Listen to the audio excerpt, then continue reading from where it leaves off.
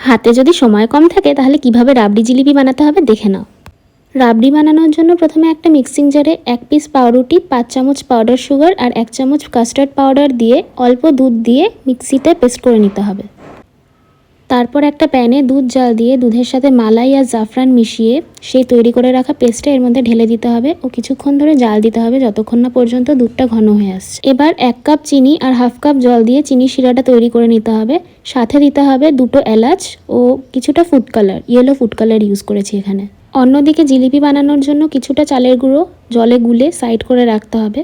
এই সময় ভেজানো বিউলির ডালটাও পেস্ট করে নিতে হবে। চালের গুঁড়ো আর বিউলির ডালের অনুপাতটা হবে 4:2, মানে যদি 4 চামচ চালের গুঁড়ো নেওয়া হয় তাহলে 2 চামচ বিউলির ডালের বাটা নিতে হবে। এবার ওই চালের গুঁড়োর মিশ্রণ ও বিউলির ডালের পেস্টটা একটা বাটিতে নিয়ে তাতে পরিমাণ মতো লবণ ও 1 চামচ মতো ইনো দিয়ে জল দিয়ে ভালো করে ফেটিয়ে নিতে হবে। দেখতে হবে যেন বেশি পাতলা না হয়ে যায়। বেশি পাতলা হয়ে গেলে তেলের মধ্যে ব্যাটারটা ছড়িয়ে যেতে থাকে, ভালোভাবে জিলিপির শেপটা দেওয়া যায় না।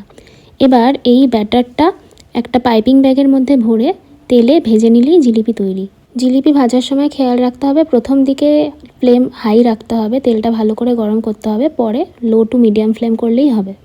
জিলিপি ভাজা হয়ে গেলে চিনির শিরার মধ্যে 3 থেকে 4 মিনিটের জন্য রেখে দিতে হবে।